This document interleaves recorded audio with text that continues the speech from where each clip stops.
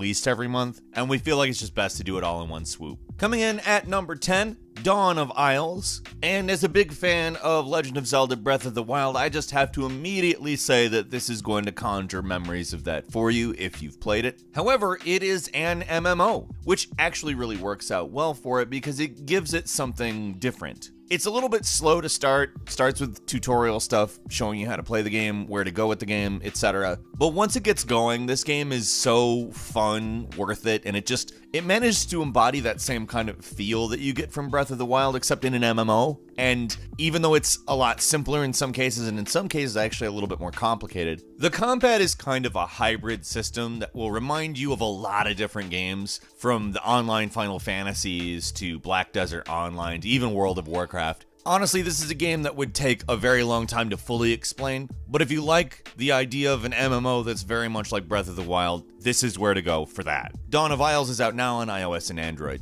Coming in at number 9 is Night Brawl. Now, yes, this is a brawl game. It is not a particularly complex one, but I think you'll find that the elements it adds in order to compensate for the lack of controls, touch brawl might be pretty awful actually, is that every weapon is basically a spinning thing, and for whatever reason, this becomes really fun really fast. Now, the art style's not going to knock your socks off at all, but it's certainly serviceable. It's not confusing, it's bright, it's colorful, it's fun, but it's really the gameplay that's so simple and yet so effective that works so well here. The dev is also constantly working on updates, so that's great too. Night Brawl is out on iOS and Android right now. Coming in at number 8, Dungeon Tales is a roguelike turn-based RPG deck builder. Basically, you choose your turns through procedurally generated dungeons, fight off enemies, and collect cards. Now, what I like about this game is that it doesn't just pick a route. It's kind of all of these kinds of games at once without feeling like too much of a trying to shoehorn in several different types of games. The turn-based RPG elements just shine really well. The battle system is really effective. The art style I enjoy the hell out of. It's actually something unto itself, which is not common in the mobile space now. Dungeon Tales is currently out on Android. Coming in at number 7 is Lego Tower. Now, if you're familiar with other tower building games, I would say you basically know what you're getting here. However, you're getting a lot more Lego-themed stuff, a lot more collectibles, a lot more visually distinct sections, and there's not really dinosaur stuff in a lot of these tower games. Lego Tower is very much like Tiny Tower if you open up to the absurdity of exactly how far-reaching the LEGO licensing is. And while they're not exactly indulging the licenses, there's a lot of stuff that makes a lot of nods towards, the superhero stuff. It may not be exactly that, but it's certainly a good version of Tiny Tower in my head. Lego Tower is out on iOS and Android now. Coming in at number 6, Hexaflip. This is a hexagonal maze where you tap left or right, you go one move at a time, and you end up solving these very, very visually pleasing or collecting abstract puzzles. I enjoy it. It's got over 80 levels and they get progressively more difficult. I liked it. I really enjoyed it. It's not a difficult one to explain. Any footage of it basically makes the game plain. It's as fun as it looks. If it doesn't look fun to you, it's not going to be fun to you. But if it does, it will. Hexaflip is out on iOS and Android now. Coming in at number 5, it's Harry Potter Wizards Unite, which is Wizardmon Go, basically. Poke Wizard Go. It pretty much does exactly what you expect it to do, and that's either good or bad here. If you don't like Pokemon Go style games, just don't even bother trying it, because it's not going to be for you. However, if you are open to these types of augmented reality games, this is a more than competent one. I would even say a pretty darn good one, because it does go quite a bit beyond, hey, it's a pocket monster, throw the Pokeball at it, man, to, different spells, different wands, portals opening. It really goes well beyond the original concept of Pokemon Go, and for that reason, I think it deserves some bit of lauding. It deserves credit for that. Now, I don't think it's going to convert people who don't like this type of game, but for people who are maybe tired of this kind of game, I think it injects a much-needed boost of adrenaline to the genre. Harry Potter Wizards Unite is out on iOS and Android now. Coming in at number 4 is Shop Titans. Now, this might sound silly to you right off because it's basically building a store where you build and sell armor, gear, swords, etc., and try to make a business prosper and basically build a town with your friends if you're interested. There's also a lot of questing. You can go out for loot. It helps you build new things, obviously.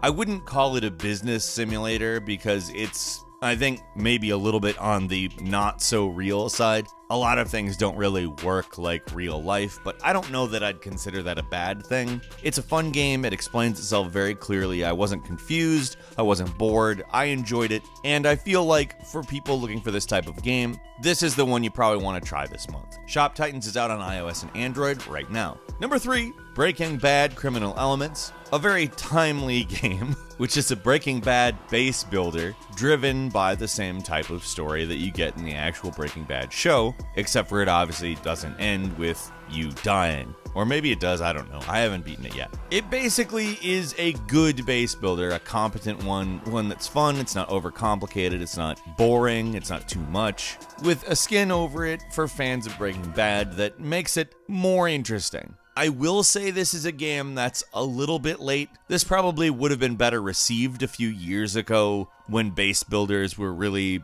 a big thing. That being said, it is a great example of a base builder, and I enjoyed it. Breaking Bad Criminal Elements is out on iOS and Android now. Coming in at number 2, Talion, which is a really well-made, pretty 3D MMORPG. What's great, this game has 20 versus 20 PvP fights, and that is probably worth the entry price alone. It's got a good battle system, it's got various different modes like team battles, death matches, and Occupy, which is a command post capturing mode. Honestly, in a lot of ways, it feels a lot like a PC game from a couple years ago. It's got great graphics. Reminds me a lot of Final Fantasy, the online ones, which I like a lot. And even though it has a fairly limited color palette for the most part, when things get going, it becomes really colorful, which I like. And it's got a lot of character creation options. Talion is out now on iOS and Android. And finally, coming in at number 1, it's Nonstop Night 2. This is an action RPG, a hack and slash. It's a game that manages to do the controls of an action RPG quite well without any visual indication on screen. It's very simple to do.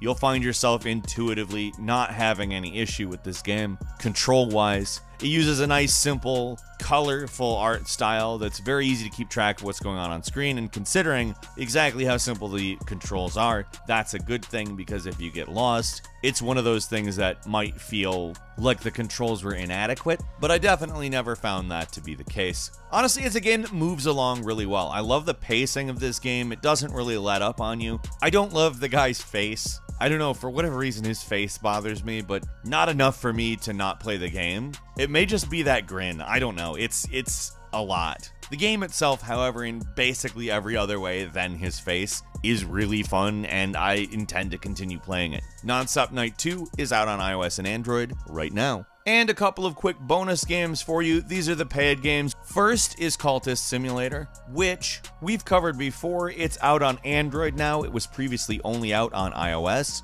It is a card game in which you're immersed in choice-based storytelling through a roguelike mechanical framework that I think is really fun, and it's super simple to get into. It is one that's going to take up a lot of your time if you get immersed in it, and I think it will. It's got a really well-made story that I enjoy quite a bit. It's $3.99. It's out on both iOS and Android now, of course. Next, and this is one I think you really need to give a shot, it's Human Fall Flat, which is essentially a wobbly parkour game. That's how it describes itself, and I would say it's an accurate one. It's got these really good touch controls that are so clear in exactly what's going on. You're a bad physics human trying to get through levels. It's a puzzle platformer. The physics are intentionally kind of weird, and I wouldn't call it bad because I would definitely say that it's intentional. Some people might have some issues with the controls. I think they're really intuitive. If you sort of pull back from your gamer sensibilities and sort of engage the game with a fresh mind, I could see how they could be confusing, but beyond that, Human Fall Flat is tremendously amusing. You'll laugh a ton, and I enjoyed the hell out of it. That's it for this month. What did you play? What did you like? Leave us a comment. Let us know what you think. And if you like this video, please click like. If you're not subscribed, now's a great time to do so. We upload brand new videos every day of the week, and the best way to see them first is, of course, a subscription. So click subscribe, and don't forget to click the notification bell. As always, we thank you very much for watching this video. I'm Falcon. You can follow me on Twitter @FalconHero. We'll see you next time, right here on Game Ranks.